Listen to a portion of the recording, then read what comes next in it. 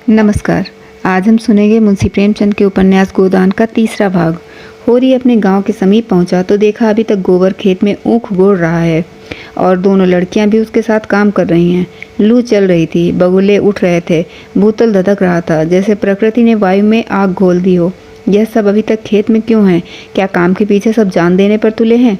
वह खेत की ओर चला और दूर से ही चिल्लाकर बोला, आता क्यों नहीं है गोबर? क्या काम ही करता रहेगा? दोपहर ढल गई है, कुछ सूझता है कि नहीं? उसे देखते ही तीनों ने कुदालें उठा ली और उसके साथ हो लिए। गोबर सांवला, लंबा, इकहरा युवक था जिसे इस काम में कोई रुचि न मालूम होती। प्रसन्नता की जगह मुख पर असंतोष और विद्रोह था। वह इसलिए में लगा हुआ था कि वह दिखाना चाहता था उसे खाने पीने की कोई फिक्र नहीं है। बड़ी लड़की सोना लज्जाशील कुमारी थी, सांवली, सुडौल, प्रसन्न और चपल। गाढ़े की लाल साड़ी जिसे वह घुटनों से मोड़कर कमर में बांधे हुए थी, उसके हल्के शरीर पर कुछ लदी हुई सी मालूम थी और उसे प्रौढ़ता की गरिमा दे रही थी। छोटी रूपा 5-6 साल की छोकरी थी। मैली सिर पर बालों का एक घोंसला सा बना हुआ था, एक लंगोटी कमर में बांधे हुए, बहुत ही ढीठ और रोनी। रूपा ने होरी की टांगों में लिपट कर कहा, काका देखो मैंने एक ढेला भी नहीं तोड़ा। बहन कहती है जा पेट तले बैठ, ढेले ना तोड़े जाएंगे तुझसे। काका तो मिट्टी कैसे बराबर होगी? होरी ने उसे गोद में उठाकर प्यार करते हुए कहा, तूने बहुत अच्छा किया बेटी, चल घर चलें। कुछ देर तक अपने विद्रोह को दबाए रहने के बाद गोबर बोला, यह तुम जो रोज़ रोज़ मालिकों की खुशामद करने जाते हो, बाकी ना चुके तो ब्याज आकर गालियां सुनाता है, बेगार देनी पड़ती है, नज़र नजराना तो सब हमसे ही भराया जाता है, फिर किसी को क्यों सलामी करो। इस समय यही भाव होरी के मन में भी आ रहे थे, लेकिन लड़के के इस विद्रोह को दबाना जरूरी था। बोला, सलामी करने ना जाए तो क्या करें, कहाँ से रहें? भगवान जब गुलाम बना देता है तो अपना क्या बस है। यह इसी सलामी की बरकत की द्वार पर मड़ैया डाल ली और किसी ने कुछ नहीं कहा। घूरे ने द्वार पर खूंटा पड़ा था जिस पर कारिंदों ने 2 रुपए डांड ले लिए थे। तलैया से कितनी मिट्टी मैंने खोदी, करिंदा ने कुछ नहीं कहा। दूसरा खोद दे तो नज़र देनी पड़े। अपने तलब के लिए सलामी करने जाता हूँ, पाँव में सनीचर नहीं है और ना सलामी करने का कोई बड़ा सुख मिलता है। घंटों खड़े रहो तब जाके मालिक को खबर होती है। कभी बाहर निकलते हैं, कभी कहला देते हैं कि फुर्सत नहीं है। गोबर ने कटाक्ष किया, बड़े आदमियों के हाँ में हाँ मिलाने में ना कुछ तो आनंद मिलता ही है, नहीं तो मेंबरी के लिए क्यों खड़े हो? जब सिर पर पड़ेगी तब मालूम होगा बेटा, अभी जो चाहे कह लो। पहले मैं भी यही सब बातें सोचता था, पर अब मालूम हुआ है कि हमारी गर्दन दूसरों के पैरों के नीचे दबी हुई है, अकड़ कर निबाह नहीं हो सकता। पिता पर अपना क्रोध उतार कर गोबर कुछ शांत हो गया और चुपचाप चलने लगा। सोना ने देखा रूपा बाप की गोद में चढ़ी बैठी है तो ईर्ष्या हुई। उसे डांट कर बोली, अब गोद से उतरकर पाँव क्यों नहीं चलती? क्या पाँव टूट गए हैं? रूपा ने बाप की गर्दन में हाथ डालकर ढिठाई से कहा, ना उतरेंगे, जाओ। काका बहन हमको रोज रोज चिढ़ाती है कि तू रूपा है, मैं सोना हूँ, मेरा नाम कुछ और रख दो। होरी ने सोना को बनावटी रोष से देखते हुए कहा, तू इसे क्यों चिढ़ाती है रे सोनिया? सोना तो देखने को है, निबाह तो रूपा से होता है। रूपा ना हो तो रुपए कहाँ से बने बता? सोना ने अपने पक्ष का समर्थन किया। सोना ना हो तो मोहन कैसे बने? नथुनिया कहाँ से आवे? कंठा कहाँ से बने? गोबर भी इस विनिमोदमय विवाद में शरीक हो गया। रूपा से बोला, तू कह दे तो सोना को सूखी पत्ती की तरह पीला होता है, रूपा तो उजला होता है जैसे सूरज। सोना बोली, शादी ब्याह में पीली साड़ी पहनी जाती है, उजली साड़ी कोई नहीं पहनता। रूपा इस दलील से परास्त हो गई। गोबर और होरी की दलील भी इसके आगे ठहर न सकी। उसने क्षुब्ध आंखों से होरी को देखा। होरी को एक नई युक्ति सूझ गई। बोली, सोना बड़े आदमियों के लिए है, हम गरीबों के लिए तो रूपा ही है। जैसे जी को राजा कहते हैं, गेहूं को नमार, इसलिए न गेहूं की बड़े आदमी खाते हैं और न जो हम लोग खाते हैं। सोना इसके पास सब सबल युक्ति का जवाब न था। परास्त होकर बोली, तुम सब एक जने होकर हो गए, नहीं तो रुपया को रुला कर छोड़ती। रूपा ने उंगली मटकाकर कहा, ए राम सोना चमार, सोना चमार। इस विजय का उसे इतना आनंद हुआ कि बाप की गोदी में रह न सकी, जमीन पर कूद पड़ी और उछल उछल कर यही रट लगाने लगी, रूपा राजा सोना चमार या राजा सोना चमार। ये लोग घर पहुँचे तो धनिया द्वार पर खड़ी इनकी बाट जो रही थी। रुष्ट होकर बोली, आज इतनी देर क्यों हो गई गोबर? काम के पीछे कोई परान थोड़ी ही दे देता है। फिर पति से गर्म होकर कहा, तुम भी वहाँ से कमाई करके लौटे तो खेत में पहुँच गए? खेत कहीं भागा जाता था? द्वार पर कुआं था। होरी और गोबर ने एक एक कलसा पानी सिर पर डालकर रूपा को नहलाया और भोजन करने गए। जौ की रोटियां थी पर गेहूं जैसी सफ़ेद और चिकनी। अरहर की दाल थी जिसमें कच्चे आम पड़े हुए थे। रूपा बाप की थाली में खाने बैठी। सोना ने उसे ईर्ष्या भरी आंखों से देखा, मानो कह रही थी, वाह रे दुलार। धनिया ने पूछा, मालिक से क्या बातचीत हुई? होरी ने लोटा भर पानी चढ़ाते हुए कहा, यही तहसील वसूल की बात थी और क्या। हम लोग समझते हैं बड़े आदमी बहुत सुखी होंगे, लेकिन सच पूछो तो वह भी हमसे ज़्यादा दुखी हैं। हमें पेट की चिंता है, उन्हें हजारों चिंताएं घेरे रहती हैं। राय साहब ने और क्या क्या कहा वह सब होरी को याद न था। उस सारे कथन का खुलासा मात्र उसके स्मरण में चिपका हुआ रह गया था। गोबर ने व्यंग किया, तो फिर अपना इलाका हमें क्यों नहीं याद दे देते? हम अपने खेत, बैल, हल, कुदाल सब उन्हें देने को तैयार हैं। करेंगे बदला? यह सब धूर्तता है, निरी मोटर दी। इसे जिसे दुख होता है वह दर्जनों मोटरें नहीं रखता, महलों में नहीं रहता, हलवा पूरी नहीं खाता और ना नाच रंग में लिप्त रहता है। मज़े से राजा का सुख भोग रहे हैं, उस पर दुखी हैं। होरी ने झुंझला कर कहा, अब तुमसे बहस कौन करे भाई? जायदाद किसी से छोड़ी जाती है और कि वह छोड़ देंगे? हम ही को खेत में क्या मिलता है? एक आने नफरी को मजदूरी भी तो नहीं पड़ती। जो 10 रुपये महीने का भी नौकर है वह भी हमसे अच्छा खाता पहनता है। लेकिन खेतों को छोड़ा तो नहीं जाता। खेती छोड़ दें तो और करें क्या? नौकरी कहीं मिलती नहीं है, फिर मर्यादा भी तो पालना ही पड़ता है। खेती में जो मर्यादा है वह नौकरी में तो नहीं। इसी तरह जमींदारों का हाल भी समझ लो। उनकी जान को तो भी सैकड़ों रोग लगे हुए हैं। हाकिमों को रसद पहुंचाओ, उनकी सलामी करो, अमलों को खुश रखो, तारीख पर मालगुजारी ना चुका दें तो हवालात हो जाए, कुड़की आ जाए। हमें तो कोई हवालात नहीं ले जाता, 2-4 गालियाँ घुड़कियाँ ही तो मिलकर रह जाती हैं। गोबर ने प्रतिवाद किया, यह सब कहने की बात है। हम लोग दाने दाने को मुहताज हैं, देह पर साबित कपड़े नहीं हैं, चोटी का पसीना एड़ी तक आता है, तब भी गुजर नहीं होती। उन्हें क्या, मज़े से गद्दी मनसद लगाए बैठे हैं। सैकड़ों नौकर चाकर हैं, हजारों आदमियों पर हुकूमत है। रुपए न जमा होते हुए तो सुख तो सभी तरह के भोगते हैं। धन लेकर आदमी और क्या करता है? तुम्हारी समझ में और हम और बराबर हैं। तुम्हारी समझ में हम और वह बराबर हैं। भगवान ने तो सबको बराबर ही बनाया है। यह बात नहीं है बेटा। छोटे बड़े भगवान के घर जाकर घर से बनकर आते हैं। संपत्ति बड़ी तपस्या से मिलती है। उन्होंने पूर्व जन्म में कैसे कर्म किए हैं उसका आनंद भोग रहे हैं। हमने कुछ नहीं संचा तो भोगे क्या? यह सब मन को समझाने की बात है। भगवान सबको बराबर बनाते हैं। यहाँ जिसके हाथ में लाठी है वह गरीबों को कुचल कर बड़ा आदमी बन जाता है। यह तुम्हारा भ्रम है। मालिक आज भी 4 घंटे रोज भगवान का भजन करते हैं। किसके बल पर यह भजन भाव और दान धर्म होता है? अपने बल पर नहीं, किसानों के बल पर और मजदूरों के बल पर। यह पाप और धन कैसे पचे कैसे? इसलिए दान धर्म करना पड़ता है। भगवान का भजन भी इसीलिए होता है। भूखे नंगे रहकर भगवान का भजन करें तो हम देखें। हमें कोई दोनों जून खाने को दे तो हम भी 8 पहर भगवान का जाप ही करते रहें। एक दिन खेत में ऊख गोड़ना पड़े तो सारी भक्ति भूल जाएं। होरी ने हार कर कहा, अब तुम्हारे मुँह कौन लगे भाई? तुम तो भगवान की लीला में भी टांग अड़ाते हो। तीसरे पहर गोबर कुदाल लेकर चला तो होरी ने कहा, जरा ठहर जाओ बेटा, हम भी चलते हैं। अब तक थोड़ा सा भूसा निकाल कर रख लो, मैंने भोला को देने के लिए कहा है। बेचारा आजकल बहुत तंग है। गोबर ने अवज्ञा भरी आंखों से देखकर कहा, हमारे पास बेचने को भूसा नहीं है। बेचता नहीं हूँ भाई, यूं ही दे रहा हूँ। वह संकट में है, उसकी मदद तो करनी ही पड़ेगी। हमें तो उन्होंने भी कभी एक गाय नहीं दे तो रहा था पर हमने नहीं ली। धनिया मटक कर बोली, गाय नहीं, वह तो दे रहा था, इन्हें गाय दे देगा? आँख में अंजन लगाने को कभी चिल्लू भर दूध तो भेजा नहीं, गाय देगा? होरी ने कसम खाई, नहीं जवानी कसम, अपनी पछाई गाय दे रहा था। हाथ तंग है, भूसा चारा नहीं रख सके, अब एक गाय बेचकर भूसा लेना चाहता है। मैंने सोचा संकट में पड़े आदमी की गाय क्या लूं, थोड़ा सा भूसा दिए देता हूँ, कुछ रुपए हाथ आ जाएंगे तो गाय ले लूँगा, थोड़ा थोड़ा करके चुका दूंगा। 80 रुपए की है, मगर ऐसी कि आदमी देखता रहे। गोबर ने आड़े हाथों लिया, तुम्हारी यह धर्मात्मापन तो तुम्हारी दुर्गत करा रहा है। साफ साफ तो बात है, 80 रुपए की गाय है, हमसे 20 रुपए का भूसा ले लें और गाय हमें दे दें। ₹60 रह जाएंगे, वह हम धीरे धीरे दे देंगे। होरी रहस्यमय ढंग से मुस्कुराया। मैंने ऐसी चाल सोची है कि गाय सेंत मेंत में आ जाए। कहीं भोला की सगाई ठीक करनी है, बस 2-4 मन भूसा तो खाली अपना रंग जमाने के लिए देता हूँ। गोबर ने तिरस्कार किया। तो तुम अपनी सगाई ठीक करते फिरोगे? धनिया ने तीखी आंखों से देखा।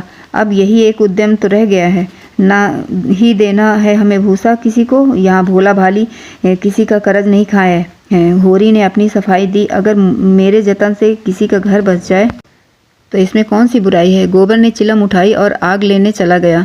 उसे यह झमेला बिल्कुल नहीं भाता था। धनिया ने सिर हिलाकर कहा, जो उसका घर बसाएगा वह ₹80 की गाय लेकर चुप ना होगा, वह एक थैली गिनवाएगा।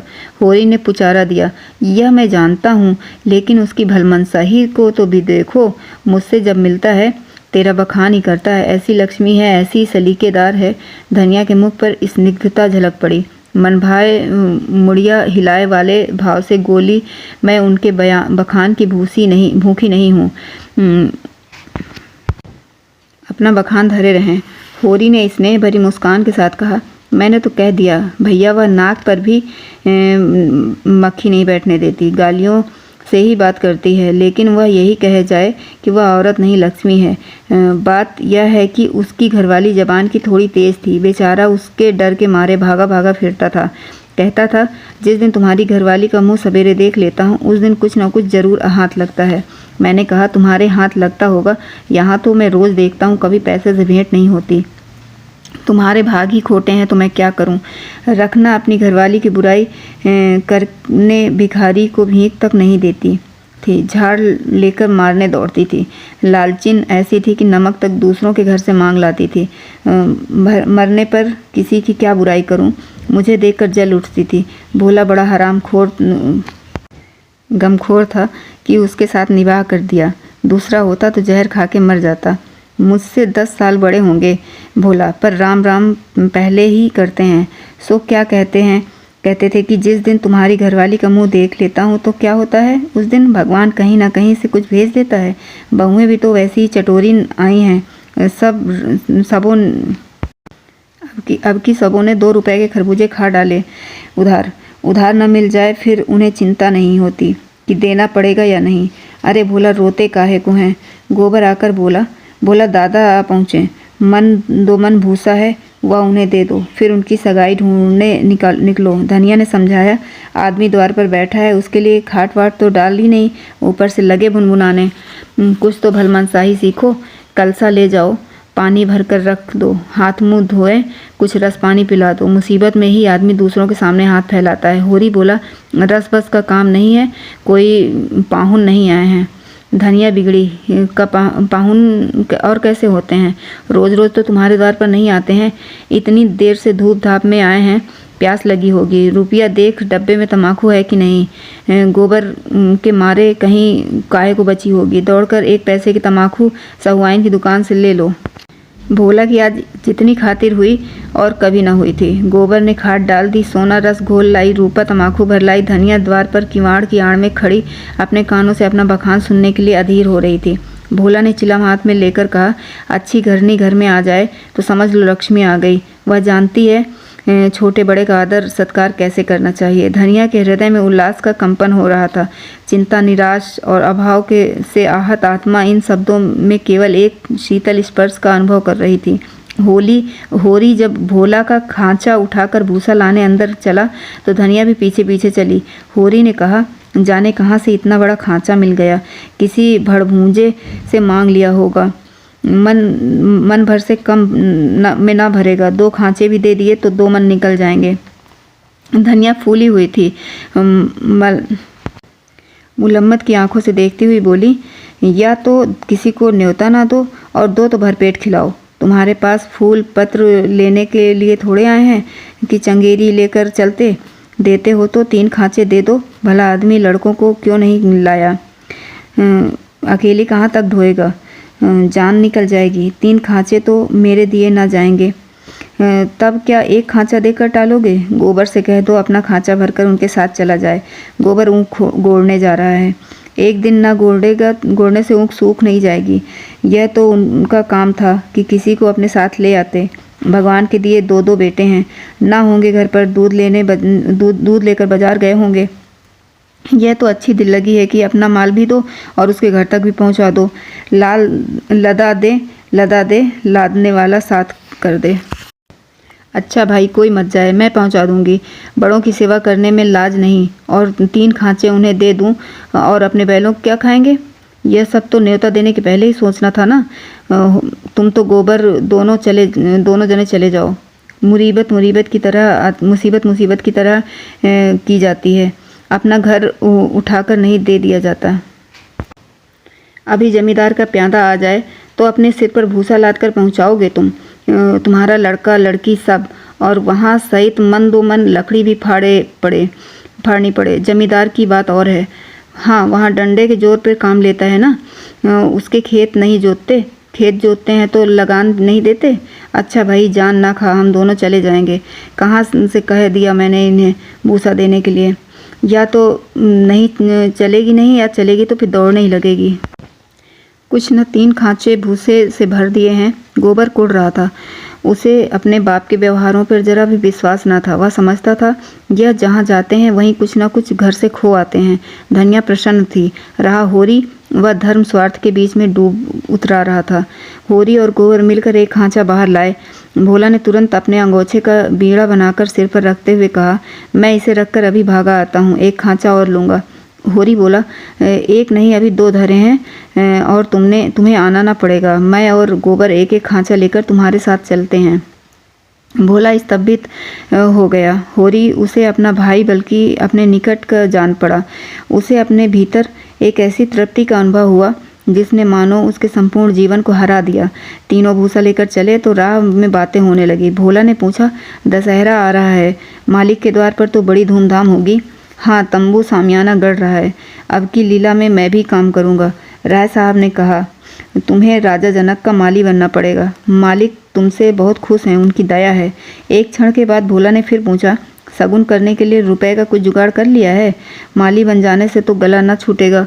होरी ने मुंह का पसीना पोंछकर कहा, उसकी चिंता ही तो मारे डालती है दादा। अनाज तो सब खलिहान में ही तुल गया। जमींदार ने अपना लिया, महाजन ने अपना लिया। मेरे लिए 5 सेर अनाज बचा रहा। यह भूसा तो मैंने रातों रात ढोकर छिपा दिया था, नहीं तिनका भी न बचता। जमींदार तो एक ही है, मगर महाजन 3-3 हैं। सहुआइन अलग और मंगरू अलग और दाता दीन पंडित अलग। किसी का ब्याज भी पूरा ना चुका। जमींदार के भी आधे रुपए बाकी पड़ गए हैं। सहुआइन से फिर उधार लिए तो काम चला।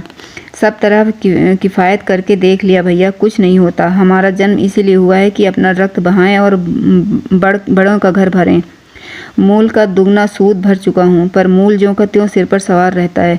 लोग कहते हैं सर्दी गर्मी में तीरथ व्रत में हाथ बांधकर खर्च करो, मुदा रास्ता कोई नहीं दिखाता।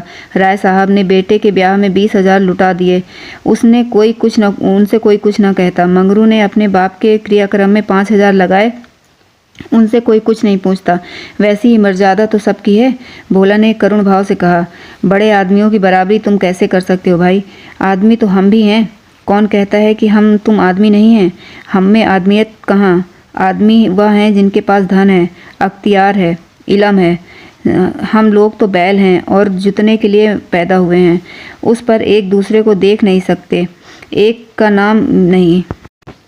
एक किसान दूसरे के खेत पर ना चढ़े तो कोई जाफा कैसे करे? प्रेम तो संसार से उठ गया। बूढ़ों के लिए अतीत के सुख और वर्तमान के दुख और भविष्य के सर्वनाश से ज़्यादा मनोरंजक और कोई प्रसंग नहीं होता।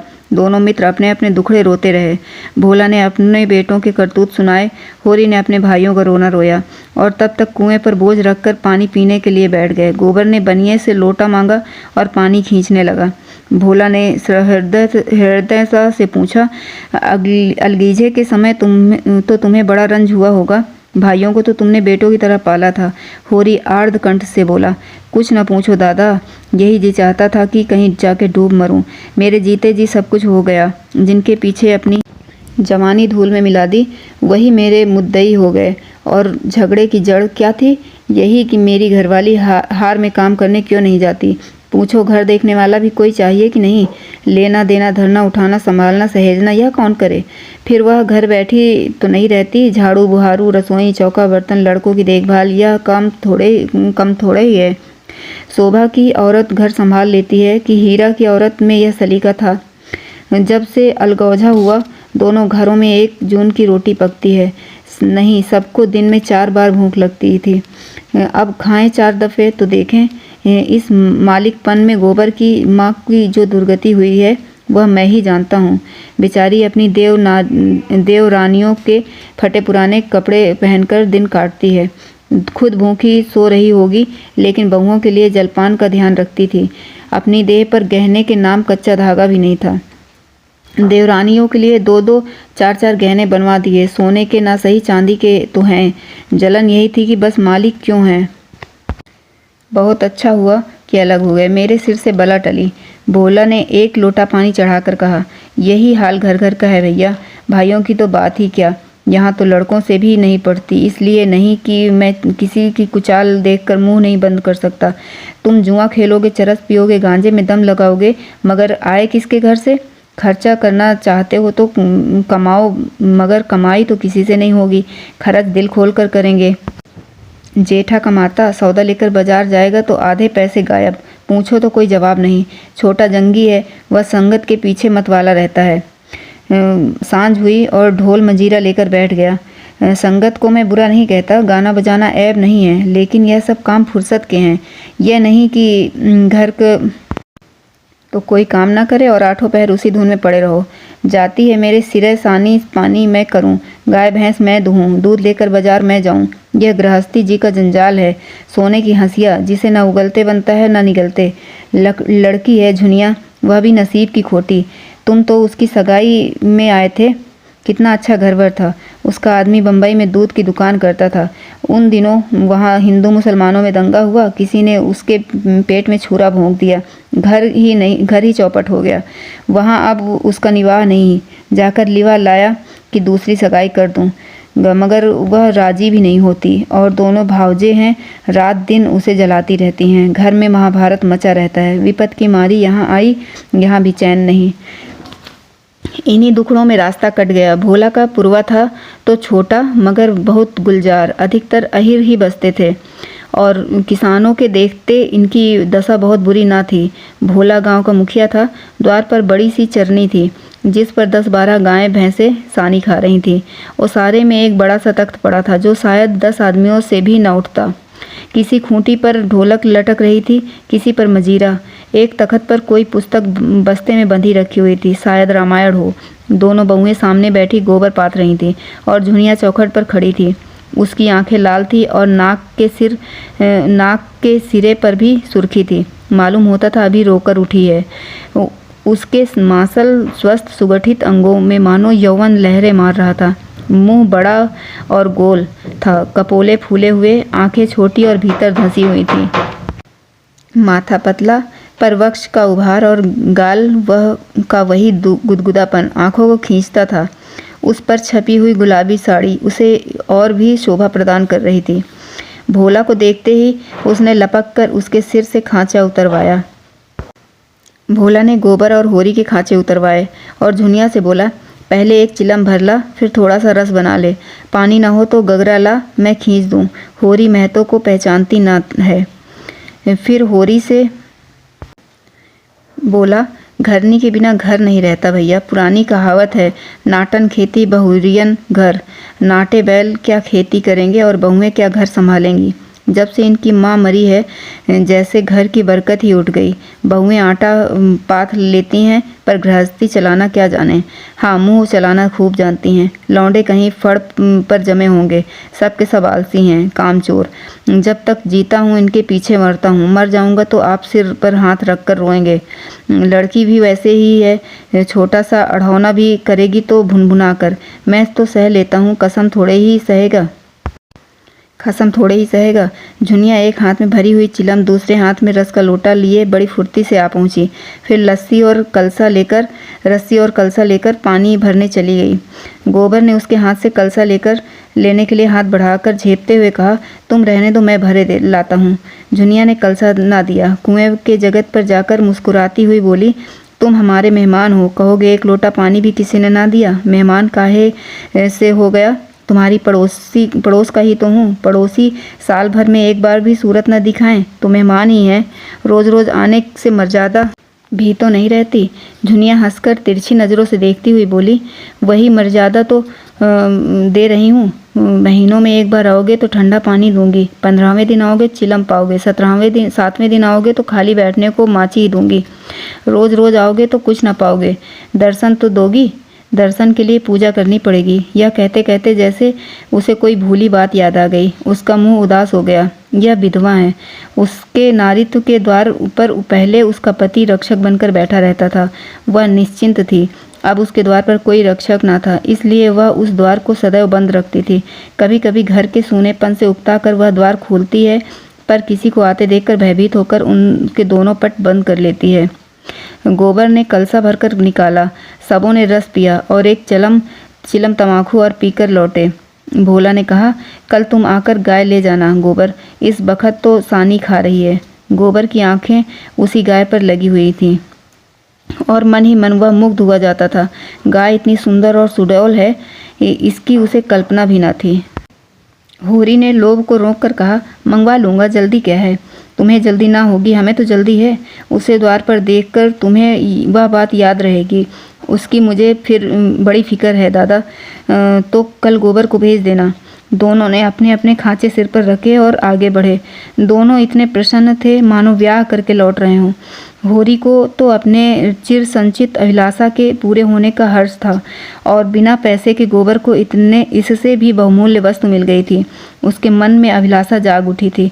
अवसर पाकर उसने पीछे की तरफ देखा। झुनिया द्वार पर खड़ी थी, मत आशा की भांति अधीर चंचल। इस तरह चैप्टर 3 समाप्त होता है। धन्यवाद।